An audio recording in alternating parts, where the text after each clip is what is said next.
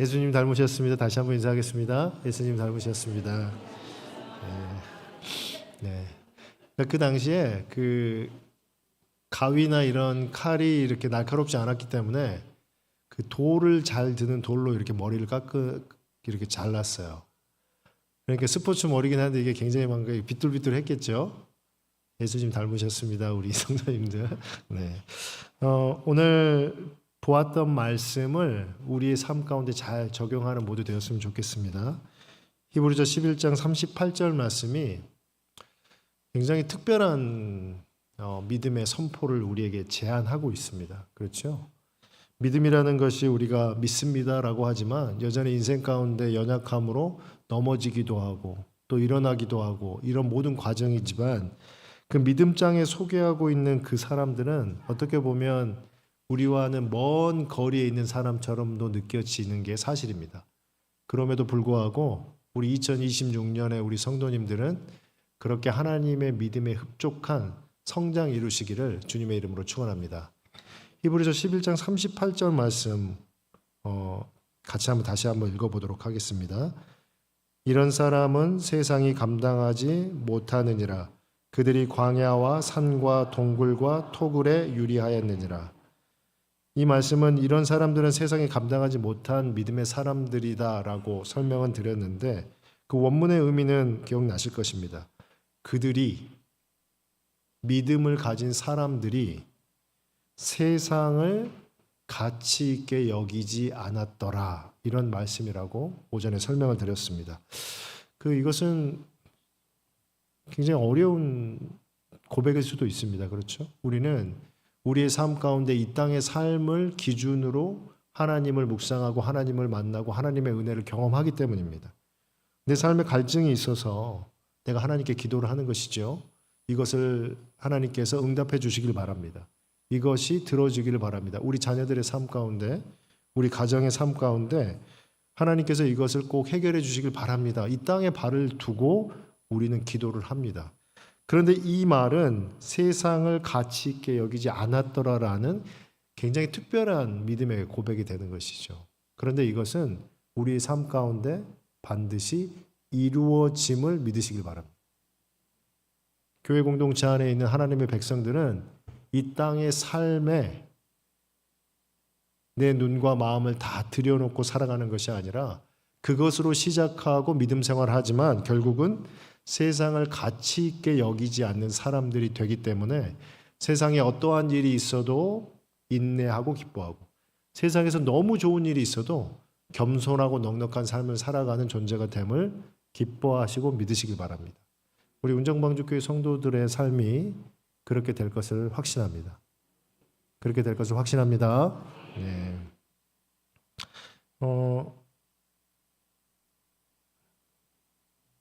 책을 여러 번 소개를 했는데 우리 청년들은 책 읽어보고 있어요? 책 읽어보고 있습니까? 지난주는 동화였잖아요. 그렇죠? 그래서 굉장히 금방 10분이면 읽을 수 있는 거여서 여러분 이 책을 제가 매주 소개하는데 약간 부담감을 느끼셔야 됩니다. 그냥 듣고 끝나는 것이 아니라 그 책을 꼭 읽어보십시오. 왜냐하면 오전에 했던 설교가 그 원리를 설명하는 거였다면 오후의 책은 그렇게 살아가는 하우에 대한 답변이 됩니다. 어떻게 살아가는지. 그래서 그거를 듣고 여러분들이 읽고 여러분의 삶에 그걸 적용하는 구조이기 때문에 꼭 책도 읽어보시고 여러분의 삶 가운데 오전에 들었던 말씀이 오후에 다시 한번 듣고 여러분의 삶으로 적용하는 그런 성도 되기를 바랍니다. 지난주 책이 뭔지 기억나시죠? 강아지똥이었잖아요. 그렇죠? 강아지똥. 네, 우리 청년들 기억나요? 강아지똥 기억나요? 네, 오늘은 제가 이게 오래전에 선물을 받았던 책인데 지금 이 책이 그 책은 아니고 이 책은 도서관에 우리 방주 도서관에 있는 책이기 때문에 빌려보시면 좋을 것 같아요. 그 청년 바보 의사라는 책인데 제가 이거를 2011년에 선물을 받았어요. 그래서 그때쯤 나왔던 책인가 이렇게 살펴봤더니 2009년 7월에 이렇게 출판이 됐더라고요. 예, 그래서 벌써 꽤 시간이 지난 책입니다. 많이 읽으셨을 것 같아요. 이 책 많이 읽어보셨을 것 같아요. 그때 많이 은혜가 됐고 도전이 됐던 책인데 말 그대로 의사에 대한 책입니다. 어쨌든 한국 사람들 의사 되는 거 좋아하잖아요, 그렇죠? 미국에서도 그 한국 그 자녀들이 대부분은 약사 아니면 의사예요.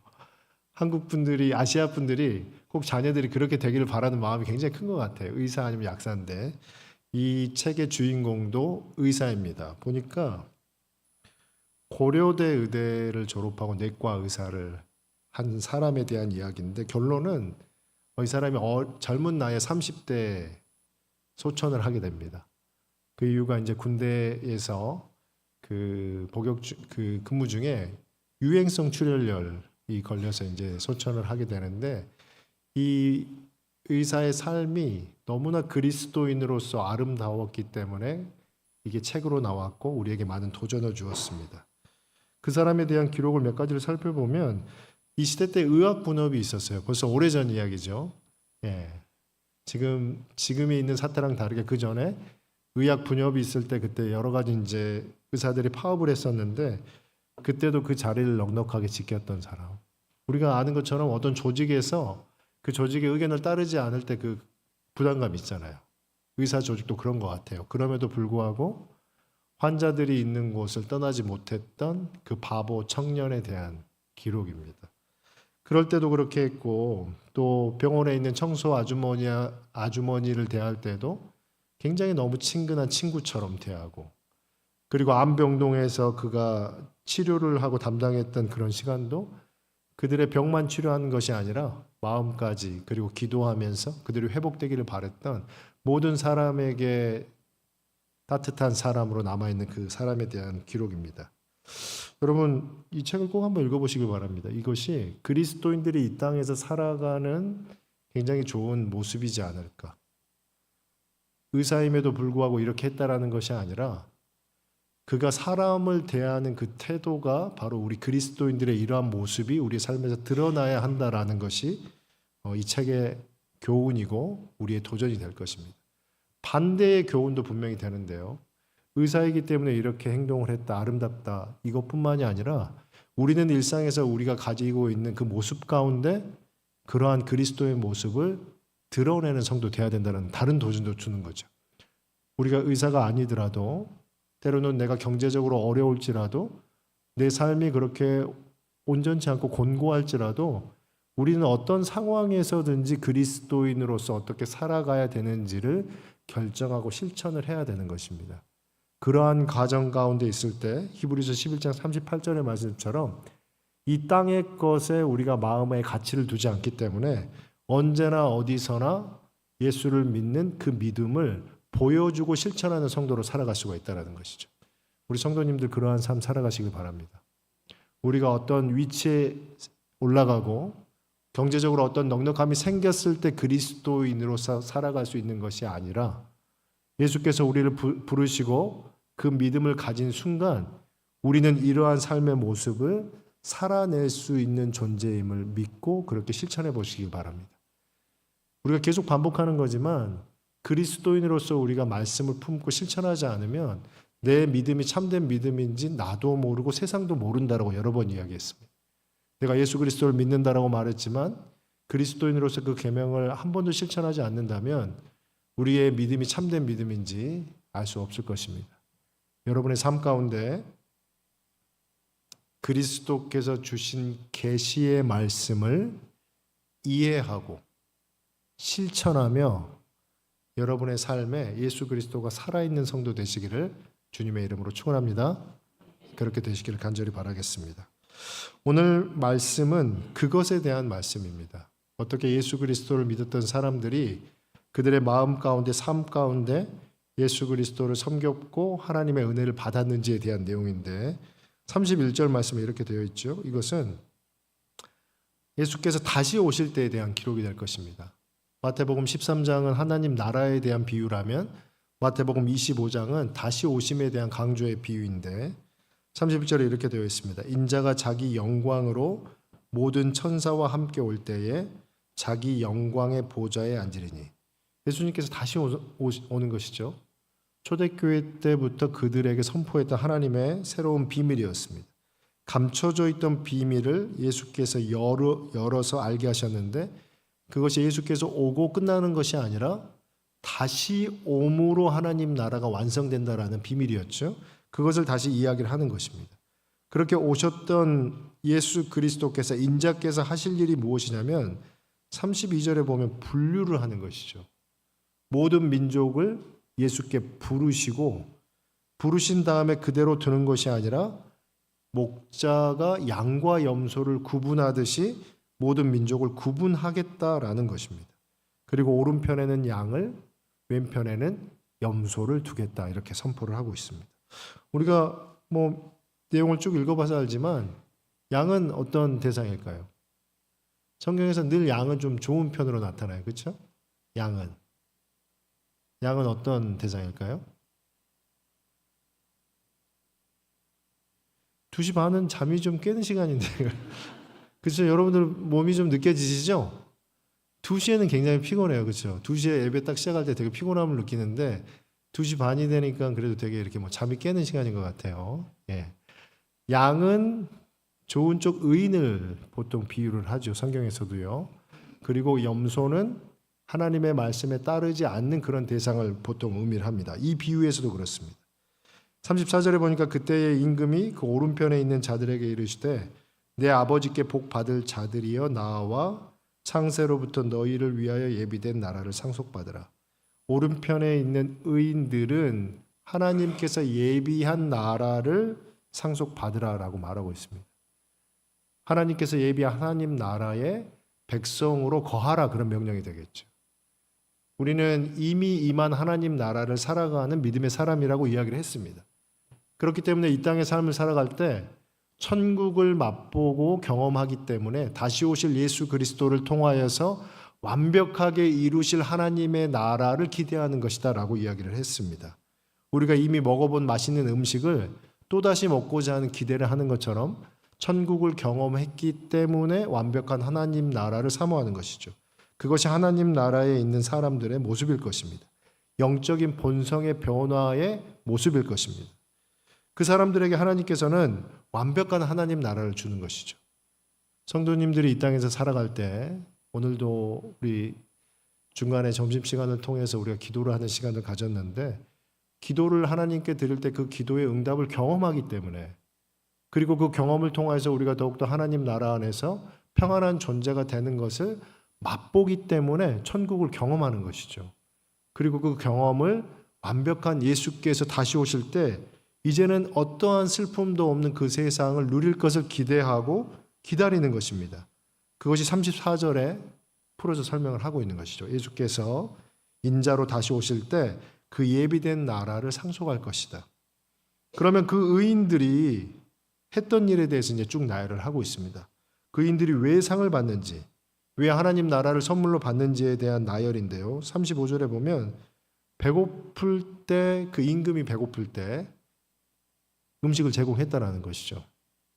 목마를 때 음료를 제공했던 것이고요.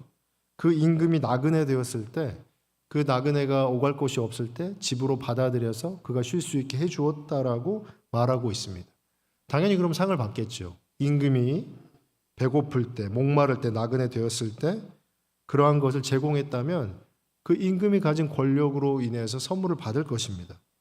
36절에 보면 또 이렇게 되어 있는데요. 임금이 헐벗었을 때 그에게 옷을 입힌 것이죠. 임금이 어떤 이유인지는 모르지만 헐벗었을 때 그 의인들이 임금에게 옷을 입혔고 또 임금이 병들었을 때 그 사람들이 그를 돌보았다라고 기록되어 있습니다.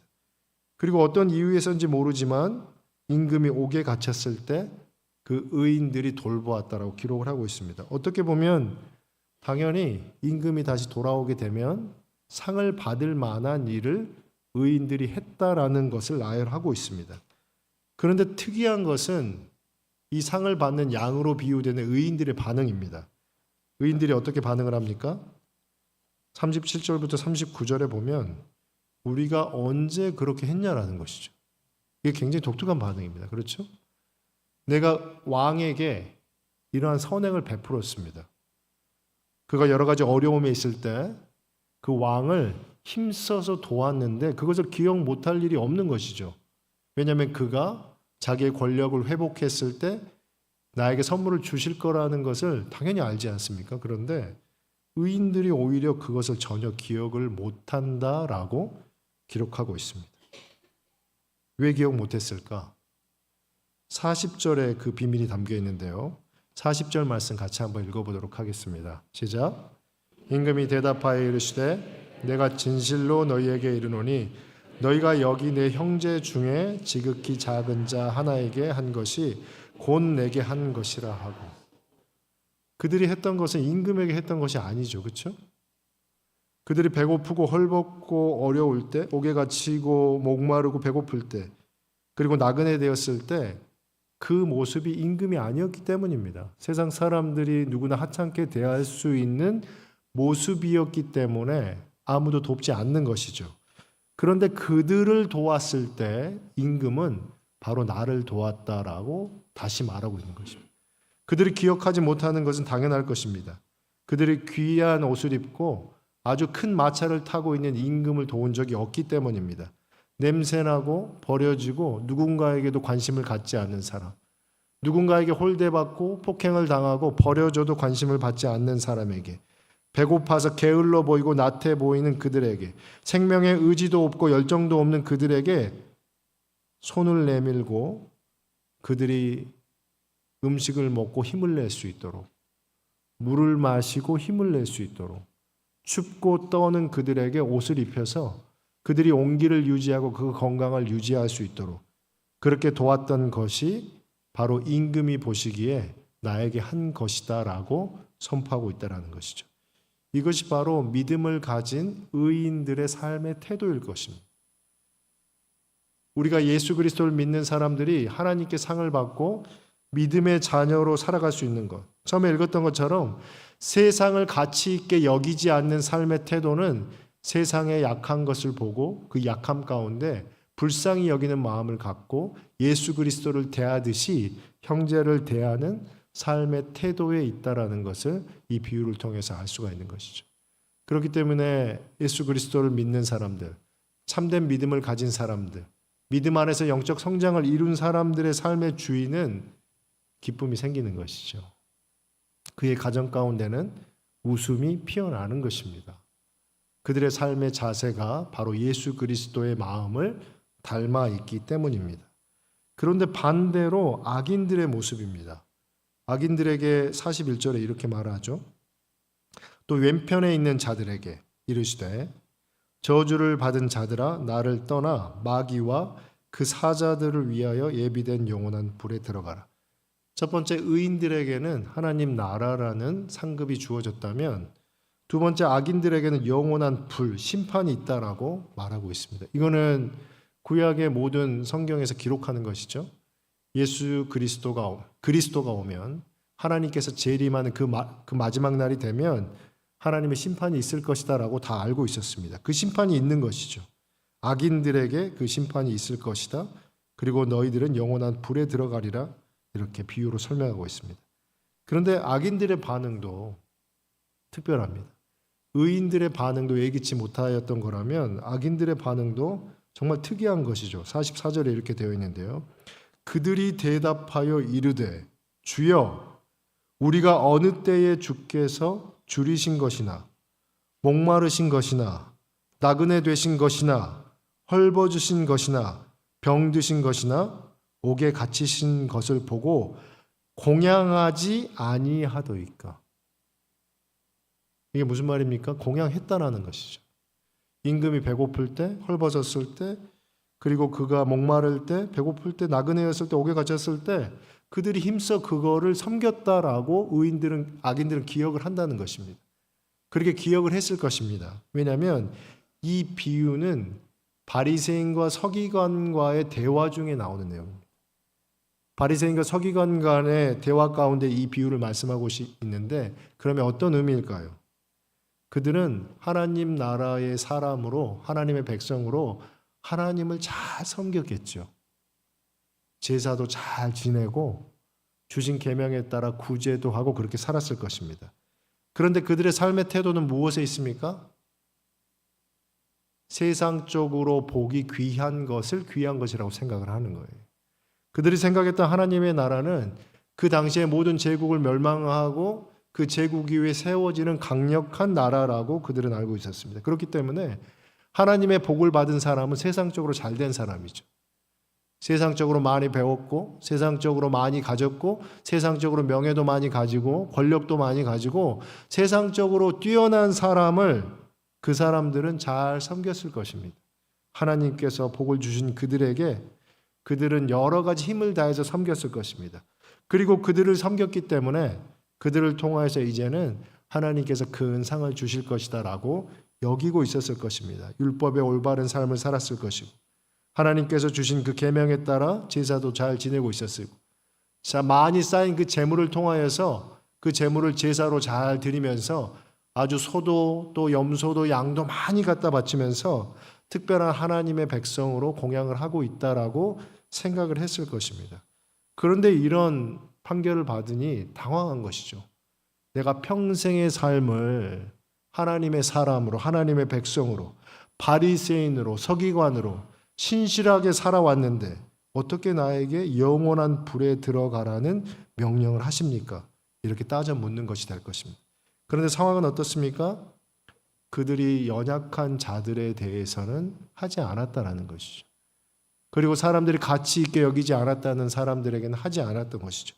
예수께서 나병 환자를 보고 그들에게 손을 내밀고 그들에게 치유하며 손을 만졌던 것을 기억하지 못하는 것이죠.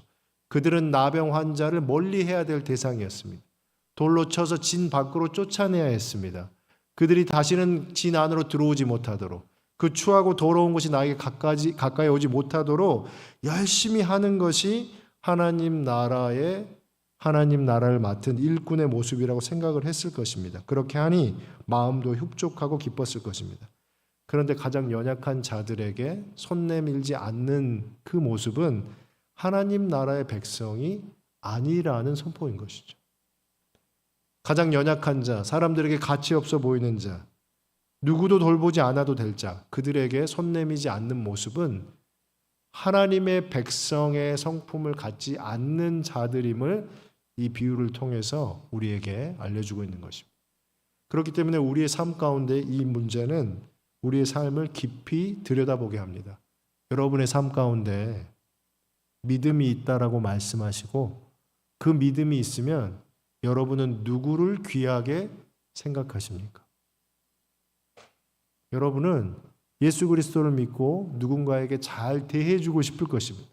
하나님의 사랑을 베풀고 싶을 것입니다. 그 대상이 누구냐라는 것이죠.